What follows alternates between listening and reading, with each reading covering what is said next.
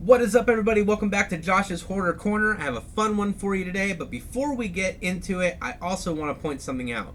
Yesterday, I dropped my Pulse Box video for Zompire. And as you know, I work closely with Zompire. Me and Vlad are very good friends working together on this project.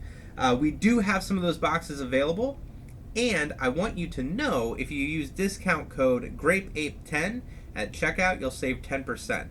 So you get a little commercial sprinkled in here. The site is zompire.storeenvy.com, link in the description below. And I'm adding it here because if you watch all my videos, I feel like you deserve that extra little kick. So instead of putting it in the Pulse Box video, I want to put it somewhere else for the people who are always watching. So thank you very much for making this channel what it is. I appreciate you greatly, and I love interacting with you, so thank you. Now, we have something special today. If you do watch a lot of my videos, you may know that I am a bit of a Stephen King fan. I am a huge Stephen King fan. I love his work. I'm very happy with my collection of Stephen King items, always growing, and it's growing even more today.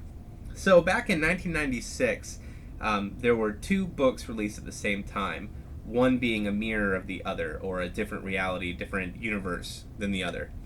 You'll know that Stephen King often plays into different universes and alternate realities and things like that through a lot of his work. So this was kind of one novel is a twinner of the other novel. Released one by Stephen King, one by Richard Bachman, his alter ego, his pseudonym.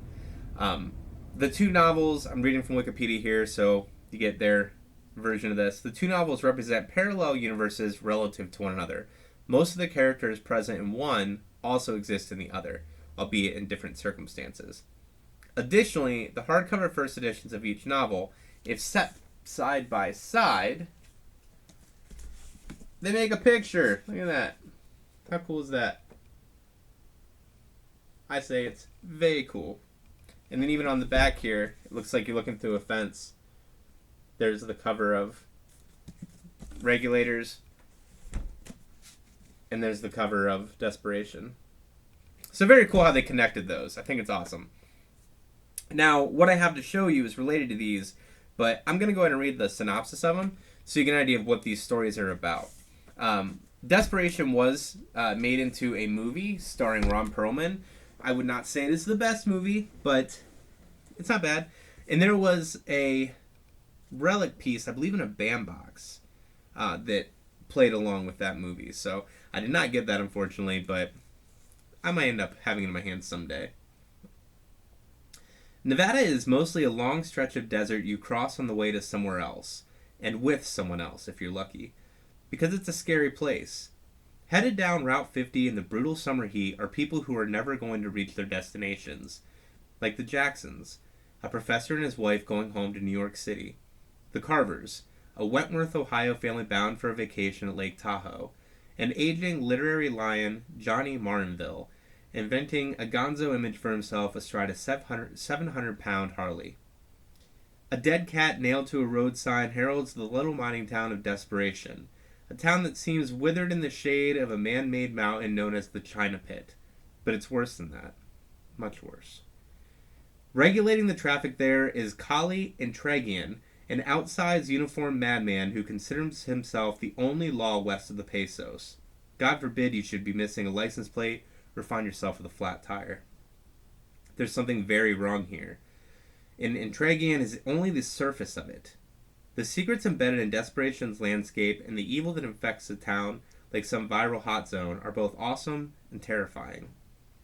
But as young David Carver seems to know, though it scares him nearly to death to realize it, so are the forces summoned to combat them.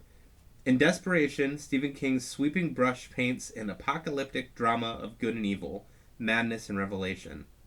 His genius for suspense has never been so finely honed.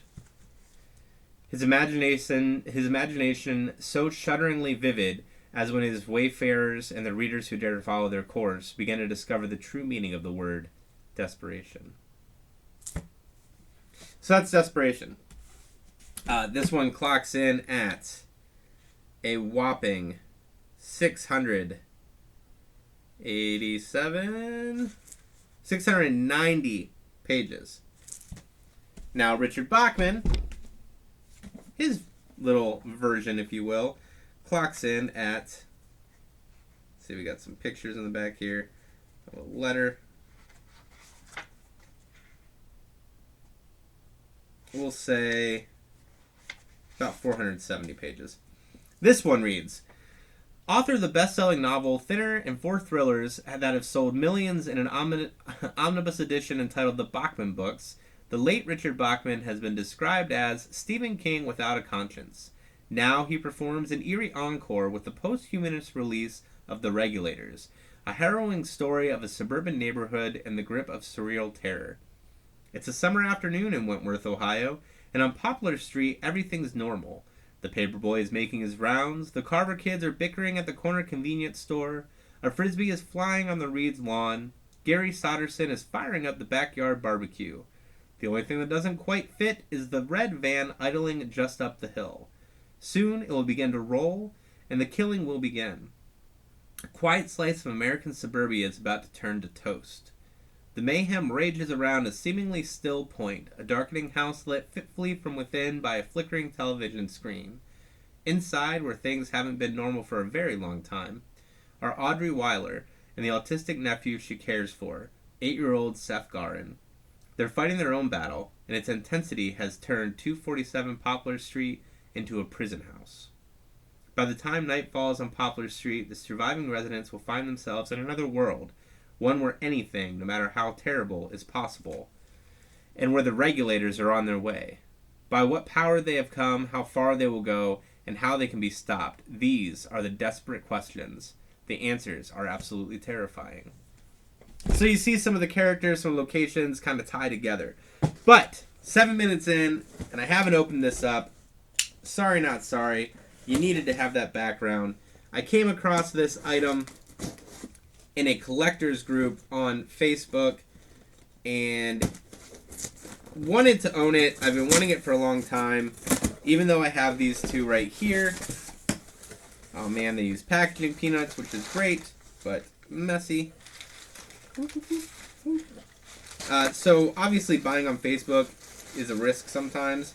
I was not familiar with this person, but then quickly found that they are working for a bookstore. So basically ordered it from the bookstore under the guise of their name. Try not to make a mess here. Alright, so what we have here is the first edition release of this set. Now the reason I wanted this, and it sucks because I've never seen this light open, but the way it's packaged together. So you have Regulators, you have Desperation, and they are in awesome condition. Little tear through the corners there, but overall awesome condition. But here at the top, it has a free Keep You Up All Night light. And I don't know what it looks like. So I gotta decide if I'm gonna open it and see. I don't want to, but at the same time I want to. So if you ever come across one of these Keep You Up All Night lights already open, hit me up and let me know where I can see it, because I want to know what it is. Is it gonna have like something cool, or is it just a little flashlight that says Stephen King on it? But friends, 8 minutes into this is what I was really wanting to show you. This awesome collection, this awesome collector's piece of Desperation and Regulators with the Keep You Up All Night NightLight, coming to us all the way from Los Angeles, California, Blue Sky Books. Now don't forget what I told you at the beginning of this video. Zompire, discount code GRAPEAPE10. Thanks for stopping by, and again, thank you so much for just watching these videos. It means a lot to me. Until next time. I can't find my mouse. Until next time.